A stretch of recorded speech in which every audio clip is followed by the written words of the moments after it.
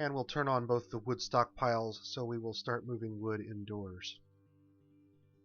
And we're going to suddenly have everybody go, hey, I got jobs to do.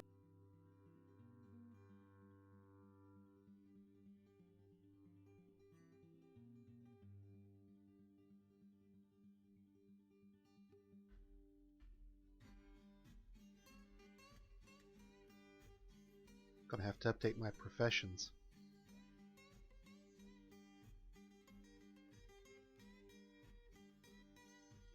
Toadie's reorganized laborers again.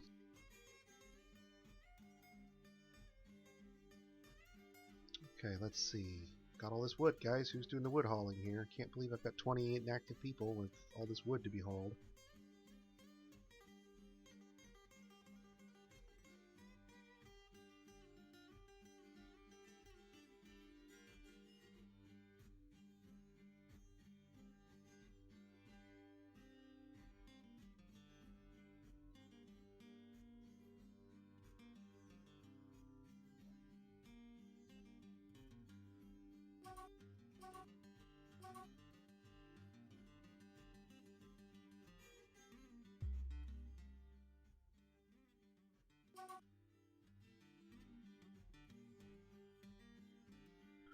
Okay, we can fix that idler problem.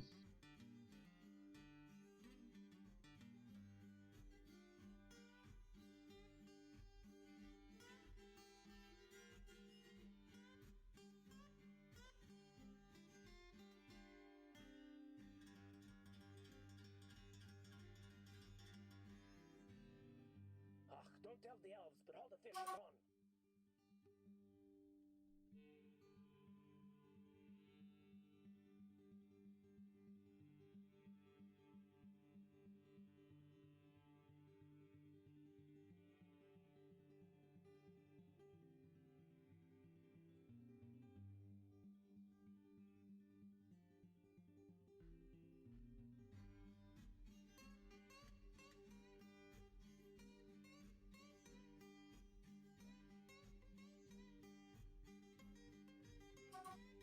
Okay, now they will only fish in the hole I have provided for them and nowhere else.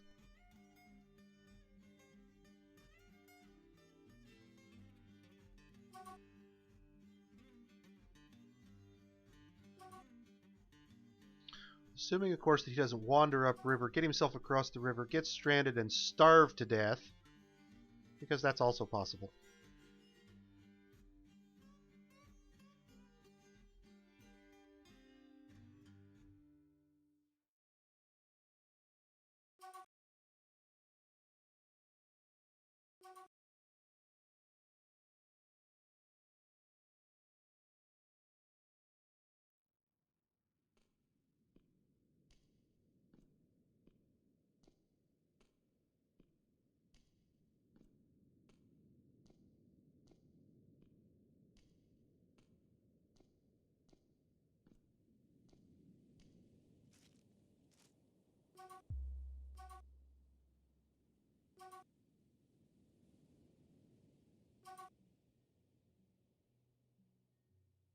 And with the whole of the fortress scavenging every ounce of wood from the surface, we'll get it all indoors pretty quickly.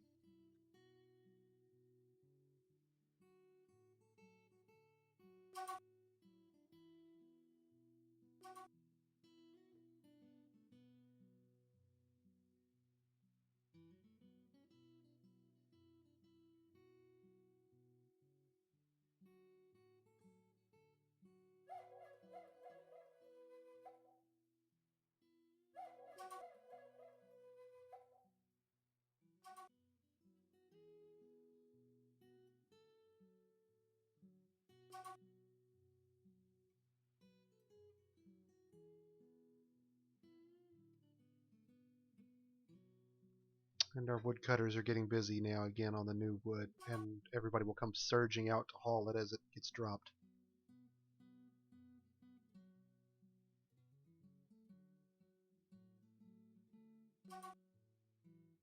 Either that or the workshops will get full, or the stockpiles will get full, which is good too.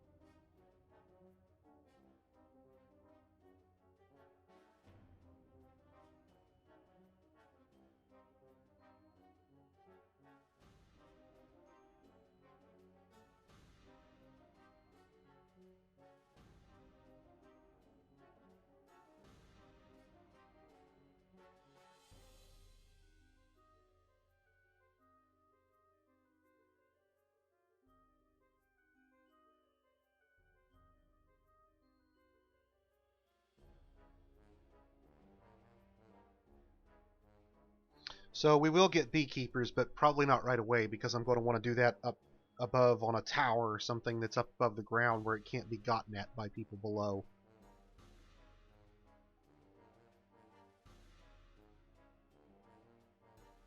So we'll have to build ourselves a structure for beekeeping, so that's kind of a mid to late game kind of thing.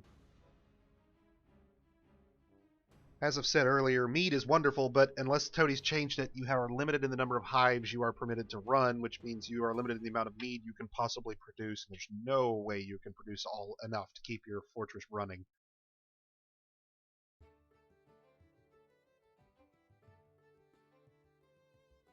But we will get to bees, and we will include them, so we will have a small section on beekeeping, I guess. It used to be the case that you could kind of dig into the surface of the ground and sort of dig out this trench facility that would allow you to keep bees kind of under a roof, one level underground. And although they'd be kind of sort of exposed, since nothing could climb down, you'd be safe. But with the advent of climbing, and since hives don't actually, they're not actually walls as such, you run the risk that the goblins will climb down, trash your hives, and just walk right into your fort. So that's no longer viable. So now you have to do some sort of raised tower with a lip so that the goblins can't climb up the side. And then that leaves you potentially exposed to flyers. So we'll want to do that above our entrance, for example. So we'll dig our entrance out a little bit, and then I'll have a spot that kind of goes off the side and up for a beekeeping tower, basically, outside the traps, unfortunately.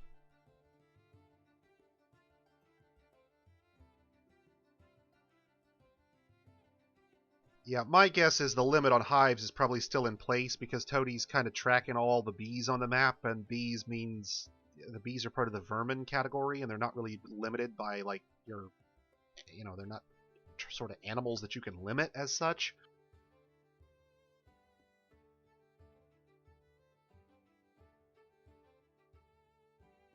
Unfortunately, that's one of those things that probably ideally would in most games would be below the level of simulation. It would be a little more gamist, if you will, but that's not really Dwarf Fortress's aim. Toadie's really looking for a hardcore simulation roguelike. So that's really kind of what they've tried to put together. It actually tracks the number of bees per hive, for example. I think you were limited to 60 hives unless that's been changed.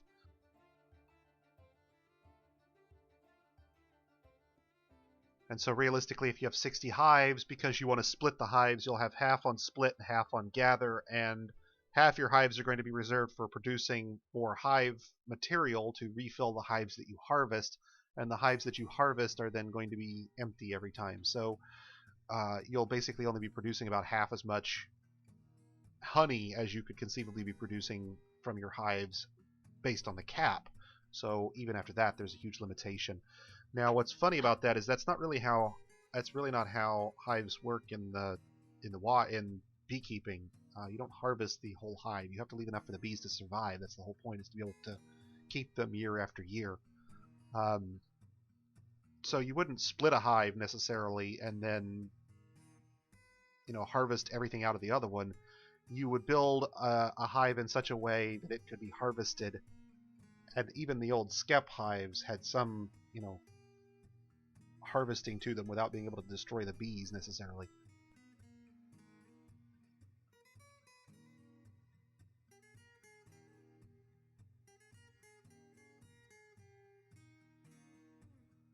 So let's talk defenses, because we've been talking about it for a while now. We've got our basic door up there, but that's basically it. We've got some rudimentary weapons and armor, and no real significant siege defenses if somebody really wanted to lay siege to the fortress. So what I envision is a wagon path and a separate infantry path, both of which will be overseen by siege weapons and archers. The wagon path will have a drawbridge that we can close off so that we can force siege attackers to pass through the infantry path, which will be filled with weapon traps and suspended over a giant pit. Anybody hit with a siege engine or an arrow or who dodges a weapon trap is going to end up over open space and plummet approximately 12 stories into the pit. At the bottom of the pit, I was thinking maybe we'd throw in some spikes, but that may come later. We'll need to have siege engines. We'll need to have a training area for our siege operators so that they can actually hit what they aim at when they go to fire at goblins. We'll need to have siege bolt and archer bolt collection facilities to make sure that we can collect the ammunition we use and reuse it if possible.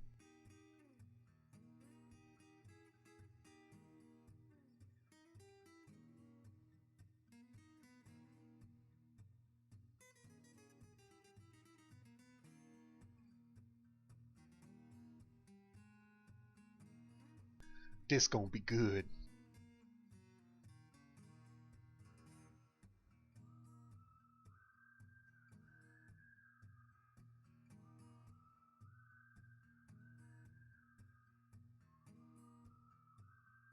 Alright, we're 8 levels below ground. That's plenty.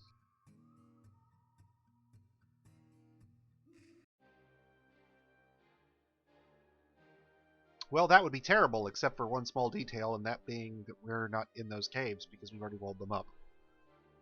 I think, he said, hopefully.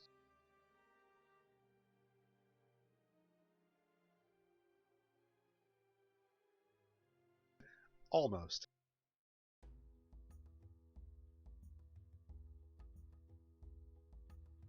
And now we'll find out if our masons are on point.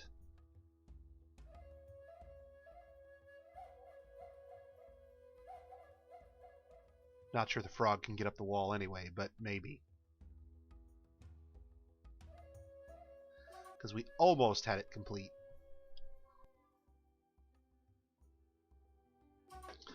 And there it's closed in, so now we're good. Now at the bottom we should have the staircase built now as well, so that should be walled in. Good, good. And so now we've walled ourselves off from the nasty forgotten beast with the deadly blood that would kill us. So now our engraver is going along, and he's just going rip in in what will eventually become our temple, our generic temple.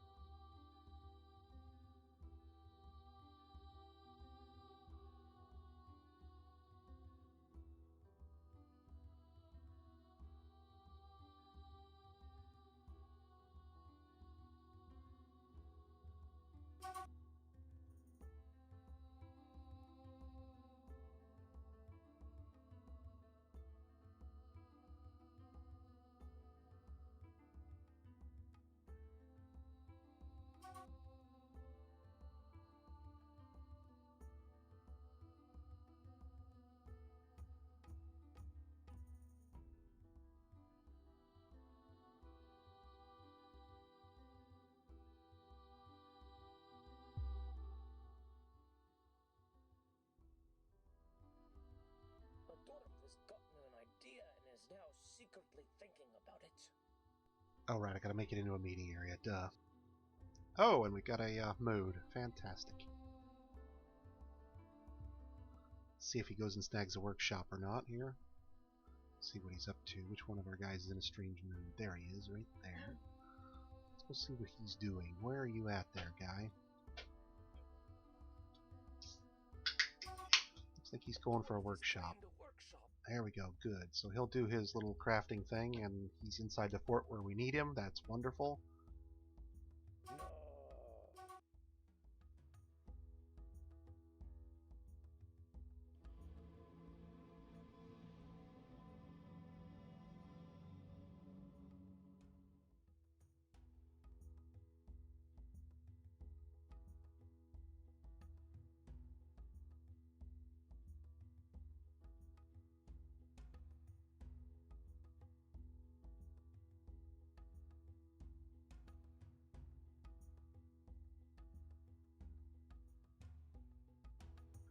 So that temple is devoted to no one in particular, but we now have a temple set up, and these guys will finish the smoothing, and then they'll fill it in with the storage for the instruments.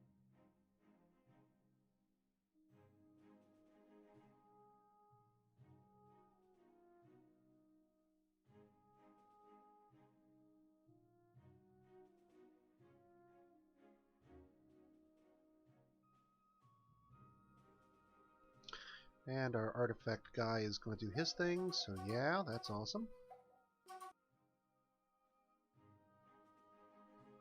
I can't do that there.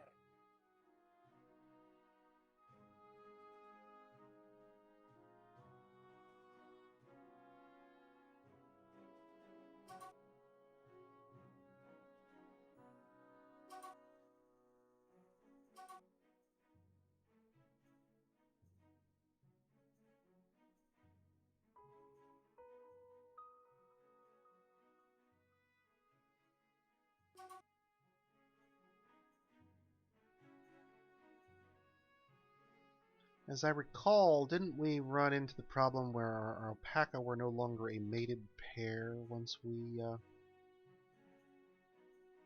looks like we got reindeer calves. We can keep those, I guess. For now.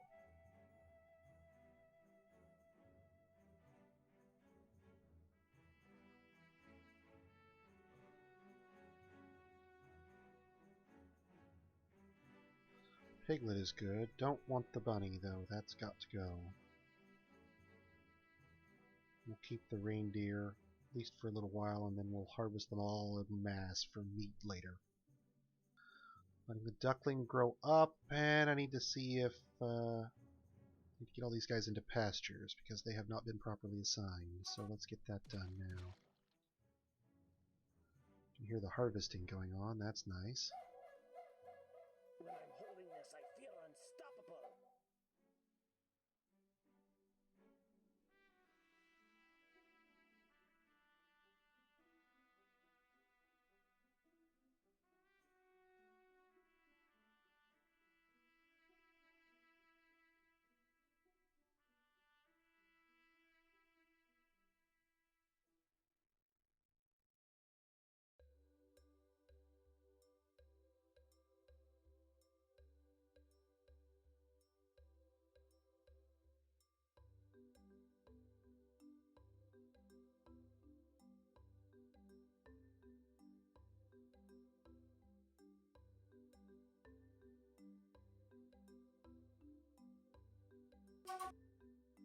Ha! It's completed!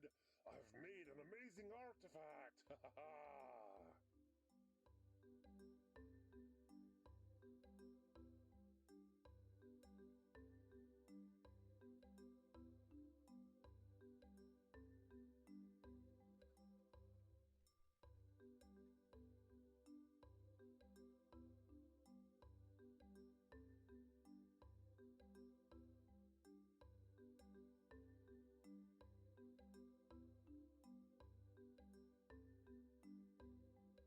Did we have a Baron? Did I miss it?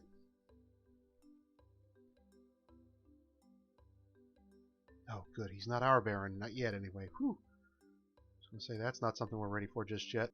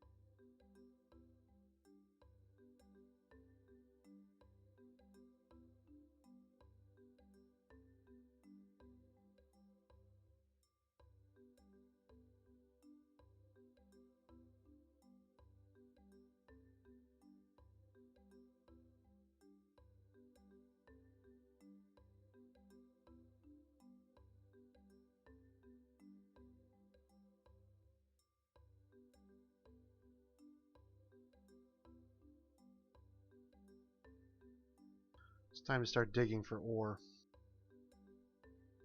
We can get our forges up and running as well as our glass furnaces.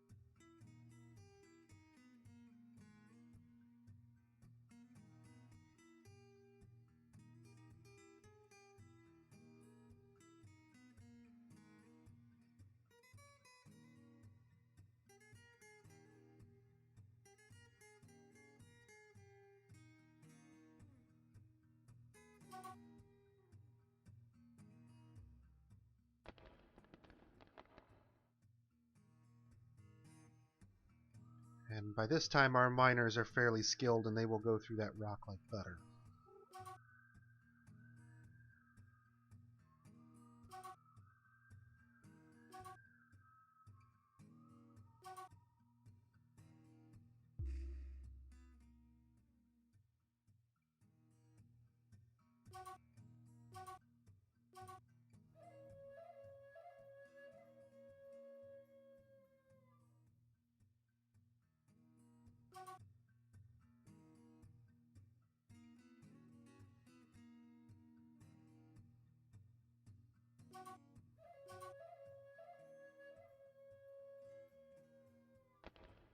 All right.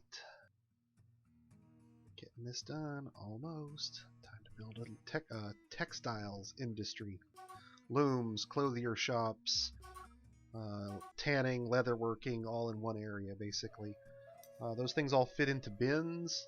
It's very practical to just store them all in one relatively small section. You're not going to have enough of them usually to be more than you can handle.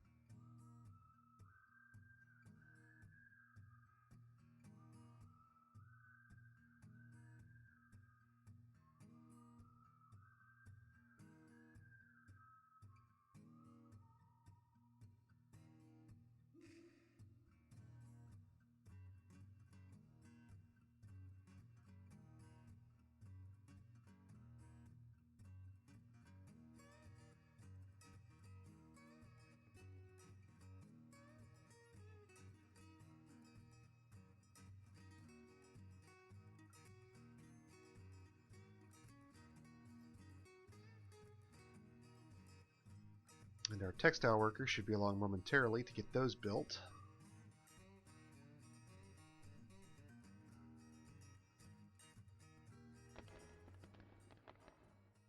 I have attracted cat aggro.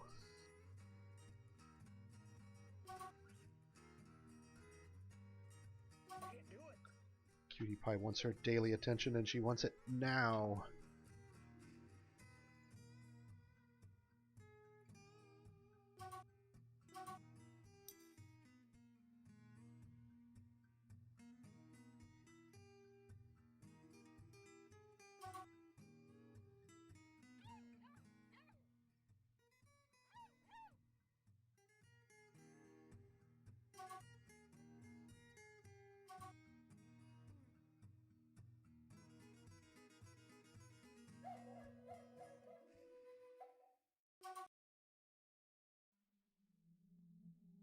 It is now summer.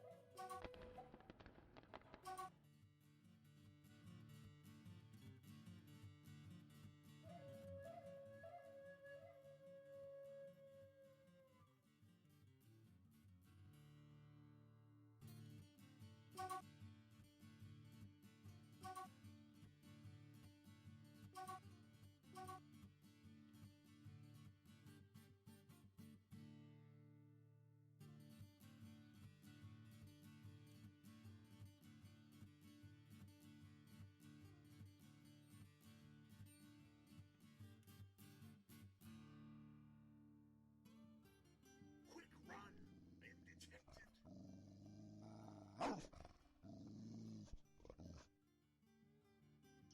And dog swarm in 3, 2, 1.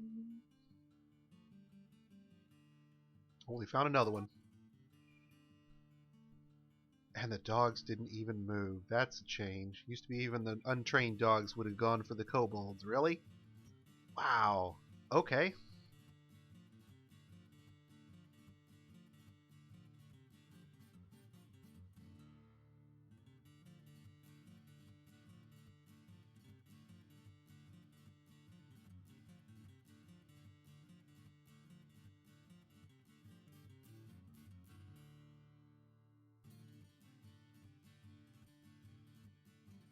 I need a small space to put my dogs separate from everything else.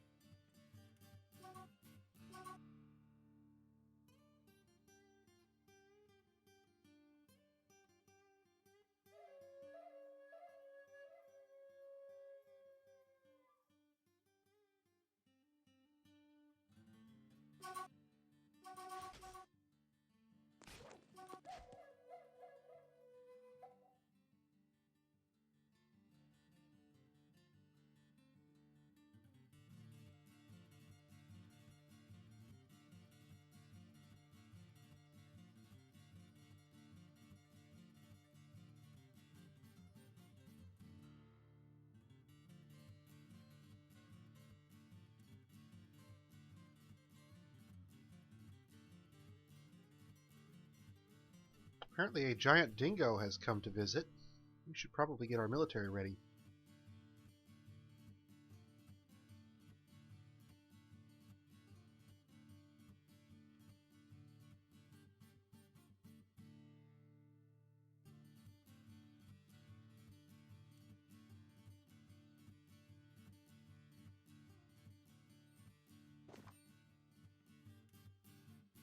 That's awesome. He stop punched the dingo right in the side, and it stops being able to breathe, and he just walks away from it. That's awesome. Okay, let's talk military. We're going to go ahead and create a squad. I don't care about the uniform because these guys are never going to be active. And whoever this person is running our military is never actually expected to involve themselves in anything even remotely military in nature.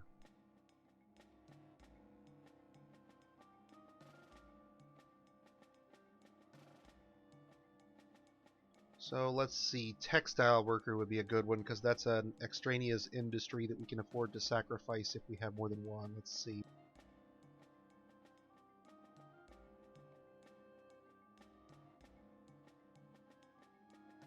Only have one textile worker. Don't really have... Oh, I've got 3 engineers. I can afford to give up an engineer to that. Every so often you'll want your militia commander to go and train, and he'll actually carry weapons around. So you really don't want it to be one of your miners, ideally, because you'll want him to be able to get a weapon, and his pick won't count. I'm not sure that Toadies fix it so they'll carry more than one. At which point he'll have the problem of when he's militia commander, he'll drop his pick and go run off to pick up his weapons, and then once he decides he wants to be a miner again, he'll drop his weapons on the spot and go run and pick up his pick, and so on and so forth. Or they'll keep him in his room, and he'll have to be making trips back and forth all the time. So we'll pick somebody who doesn't have a uniform. In this case, our engineer, one of our engineers. And we really don't care if occasionally we lose an engineer to go craft because we are to go work on the projects, because we actually do have 3 of them. So that's more than we'll actually need anyway.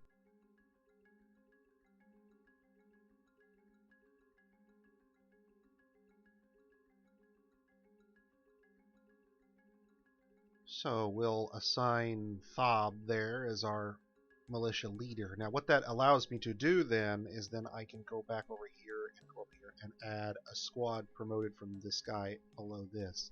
So appointed by this leader, now we'll have a real squad, and this guys will have metal armor just to get us started. And we'll come down here, and basically all the people that are showing up as military because I've assigned them that job get added to this squad for now. Oops, not the DACA person. Nope, nope, nope, nope. Not you. Not you. Not yet. No, just the Smashers for now, because this is intended to be a military melee squad. These guys are going to be the armored, get up in your face and hammer on you kinds of folks. Why do we only have 9? I could have sworn we had 10. Did I miscount?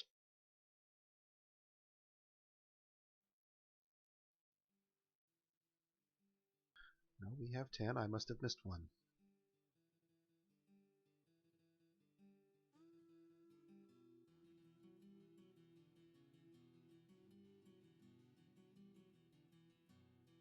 And there he is. And then this gives us our nice 10. Bang, done. We'll go ahead and look at their uniforms because we're going to, or the uniform that we're going to give them because we're going to have to create one for them.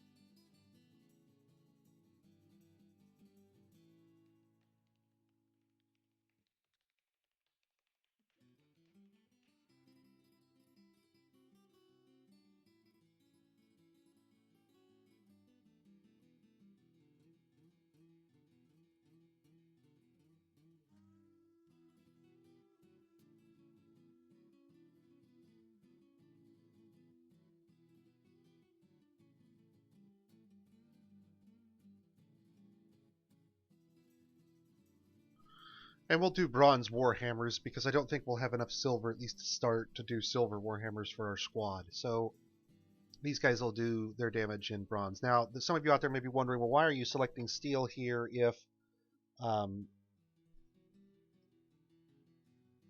if you're thinking what I'm thinking, this is going to be, it's not really a battlement, it's more like a viewing gallery above their entrance where they'll enter and they'll walk underneath your guys and they'll get shot from above and behind. We're going to have we're going to have ballistas shooting across the path, and then we're going to have archers above the path shooting down. Trust me, it's going to be huge. You're going to love it. Since we don't have probably enough silver right now, or enough silver warhammers to get started with all 10 of our guys, we're going to give them bronze warhammers if we don't have any. We'll make some. I'm pretty sure we can find some bronze pretty quick. Partial matches means our guys will not necessarily hold out for steel greaves. If we happen to have some bronze laying around, they'll pick it up and put it on. They will shoot for steel if we have it. They will replace their gear as it gets upgraded, basically, until they have what they're supposed to have. So they'll take a copper warhammer until they can get a bronze one. They'll also give up an iron one to go back to a bronze one because that's what we have configured at the moment. Each squad I have will have its own uniform in terms of what equipment they're going to have. So I'll have stabbers who are going to have spears. I'm going to have, crossbowmen who are going to have a particular crossbow outfit that they're going to wear. I'm going to have guys with axes and I'm going to have guys with hammers, and each one of them will have their own individual, equipment. Although they are going to be very similar, I mean, the guys who are up front with spears and axes aren't really going to be equipped all that differently aside from their main weapon. Each of the squads will be uniform so that when they begin sparring and training, they will actually improve their skills a little more quickly. We'll get more effective training out of them. So now we have a military, and it's time to put them to training because we need to get them trained up as best we can. If we don't have the military equipment on hand, then we need to start finding the orders for it and getting them out because it's getting late. We're into the second year.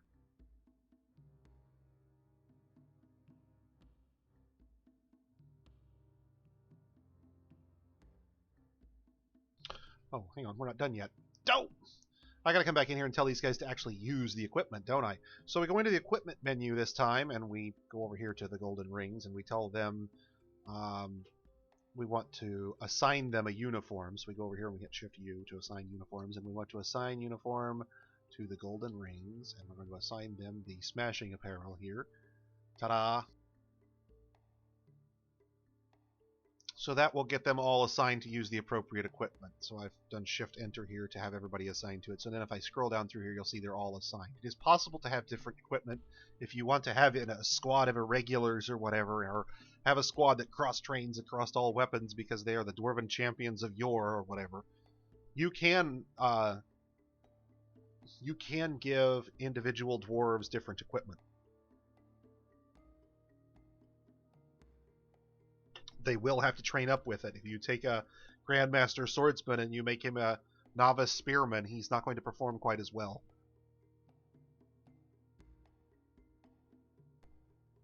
Okay, so that gets us that. Let's talk schedule now. Right now we have them all train, but at 10 minimum. Yeah, that's not going to work. Here's how we're going to do this. We do want them to train, but we're going to change how this works. We're going to go here. And we're going to change the order until it says train because we're adding a new order. And then we're going to change this one to be 2 soldiers minimum. Okay. And then we'll hit enter. We're done. Shift enter. We're done. And so now you'll notice there's 2 orders listed down here, but one is 10 and one is 2. That's okay. We're going to add 3 more of these 2 orders until we have 4 of them.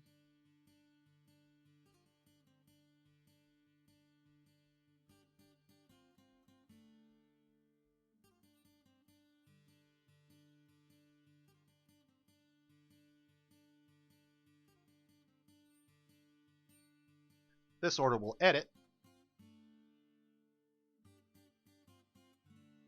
so that we have 5 of these orders. Now what I'm basically saying here is I want to have 2 guys pair up and train together. So one will teach the other one skills, or they'll start sparring together if they're roughly equal skill. That will hopefully get them paired off quickly and get them training. Now what I then want to do is I want to copy that and then paste it across all months.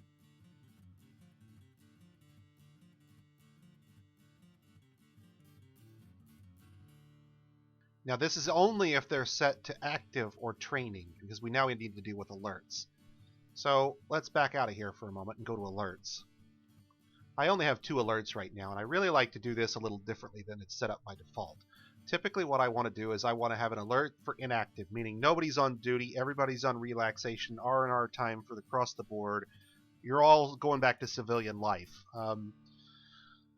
Active training is what my military will normally be set, or what my alert will normally be set at. Because what I will normally do is have my military training 24/7 around the clock. Every month they're on duty until they like it, whether they like it or not. Then above that, I will have another alert that I typically call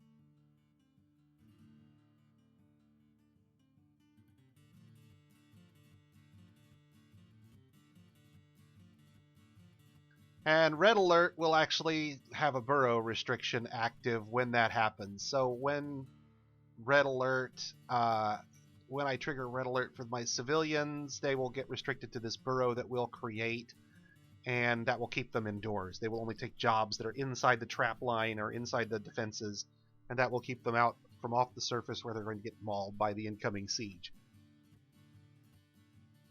So the first thing we do is we trigger that alert, and they'll run for the burrow. Now, we haven't set this burrow up. We'll have to do that before this is actually going to be of any use to us, but that's okay. We can do that.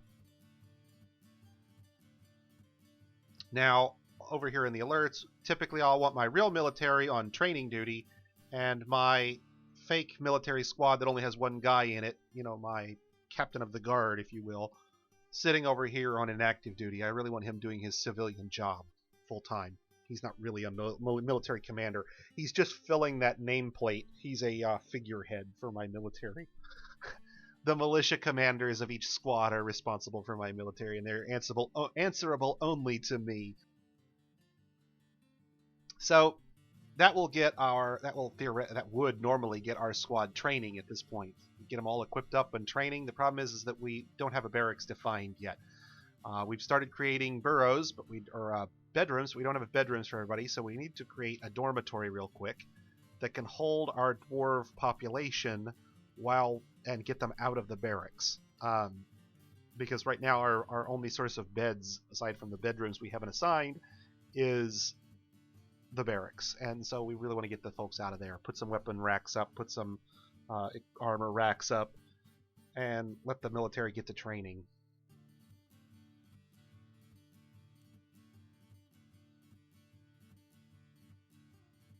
However, since we crashed, we also lost a setup that I had done earlier, and I didn't realize we hadn't done it until now.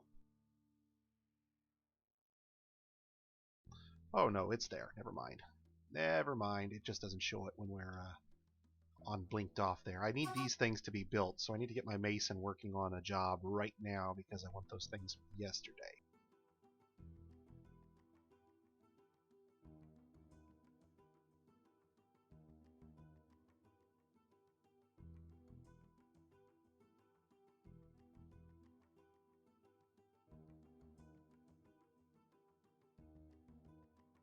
Oof. Did it lose my work orders? Really?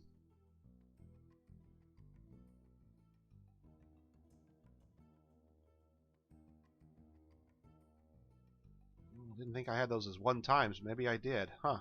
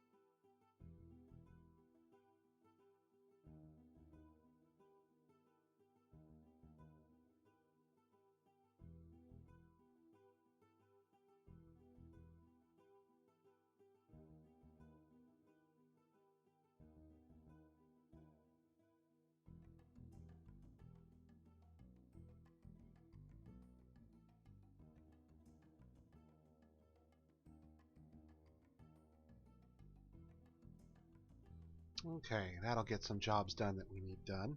And we'll get the hatch covers cranked out for the barracks floor because we don't want our guys to start plummeting down the basement there. And we don't have a barracks for them to train in yet.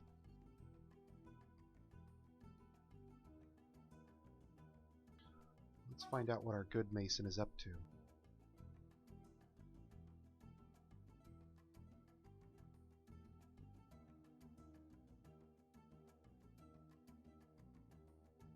Drinking on the job. Should have known.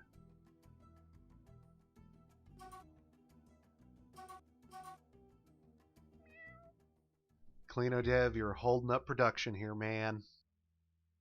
It's breaking my heart.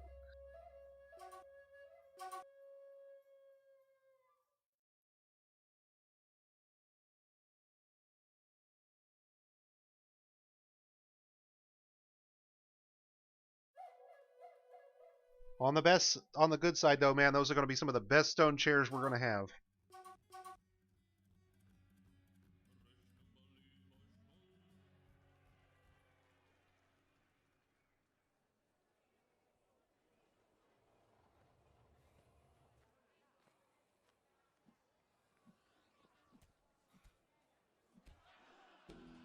Okay, so before I go any further, This is what I was talking about with the flickering. If you guys see this, let me know. I notice it usually right away, but if I don't and it's going to bother you, let me know. You should see this flickering at like the top and the bottom of the stream. Occasionally I'll get this weird sizing thing where it will kind of be between a row, if you will. It's not quite large enough to build another row. And so it kind of desizes a little funny.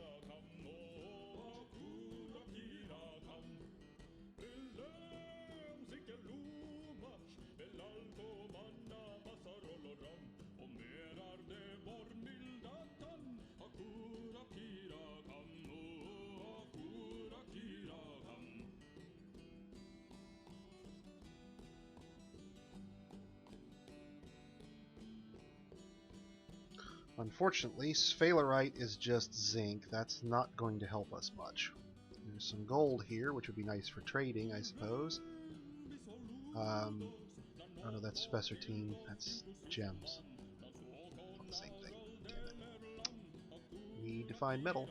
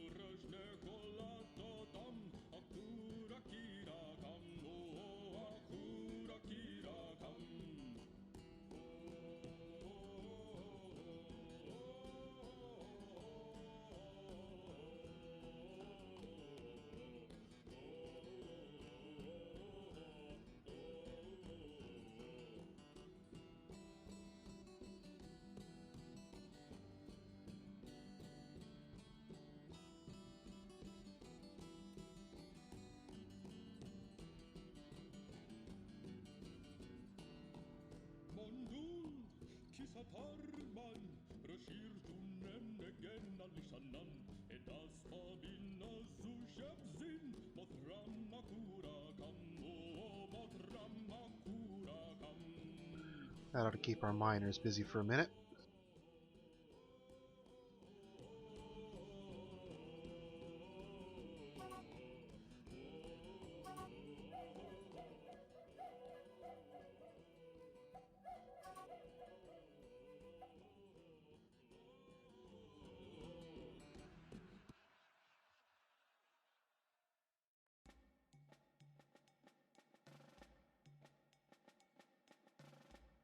And it's probably about time to start thinking about getting a record keeper, so let's do that while we're thinking about it. Somebody who we can spare an office to.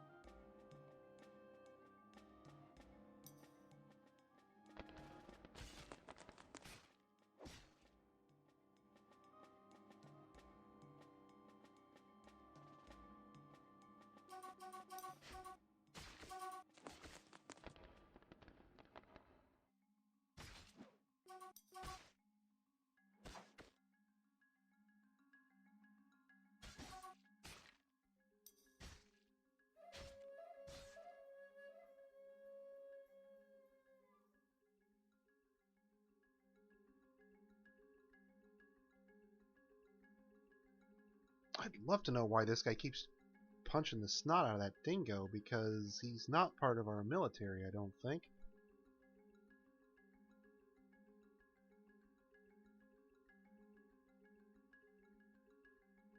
He keeps running over there to whack him, and there's nothing. He's a civilian. Shouldn't even be going anywhere near him.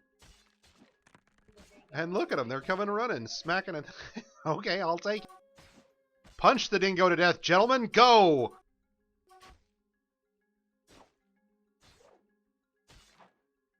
Or maybe they're trying to care for the dog. Hell, I don't know.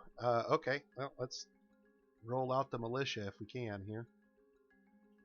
See if our guys are actually equipped worth a shit. So, looks like several Warhammers in the group. Oh, we're one short of a Warhammer. One guy doesn't have one. Everybody else has one. Everybody's got a shield and a helmet, though. So, it's off to battle we go. That's all you need.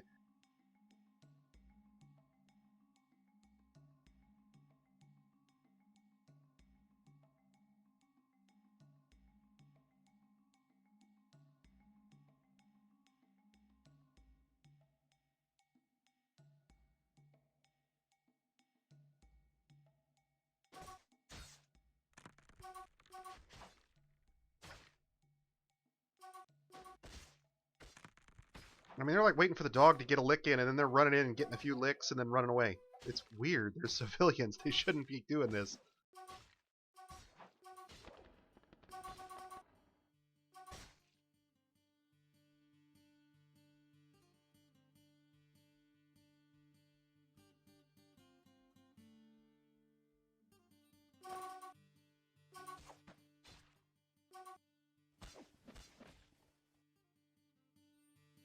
And suddenly, all the playing stopped.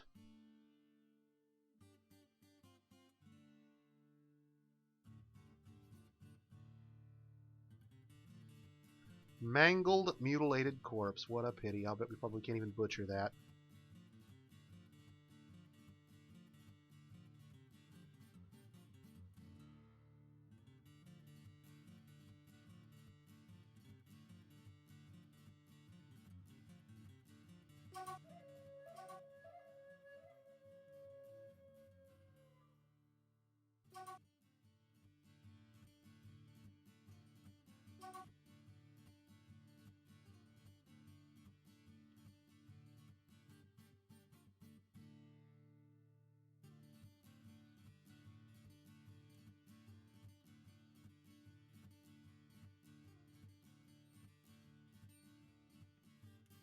Almost have all the hatches we need. Once we get one more in place, there we go.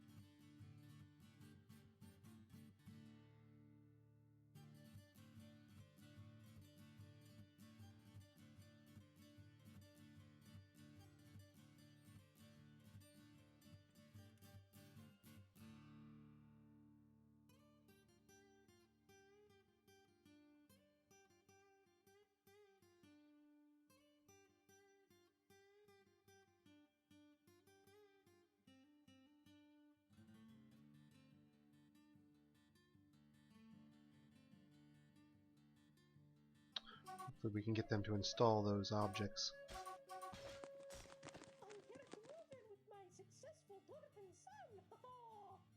Alright, more slave labor.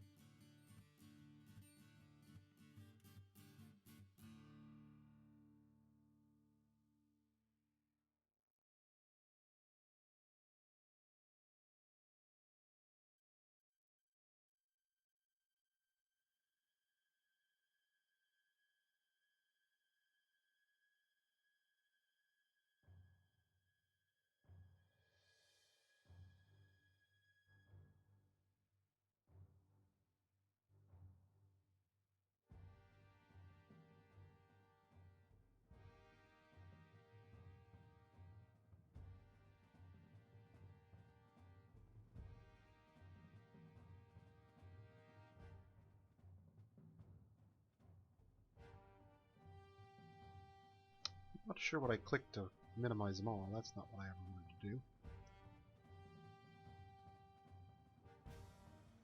I there. Collapse all. Duh. Alrighty, so let's see what we have here. Anybody else with any good skills? Some doctoring going on up in here. A couple of farmers. Would be good to get those going. You're a guy, so you're going to the military. You're going to the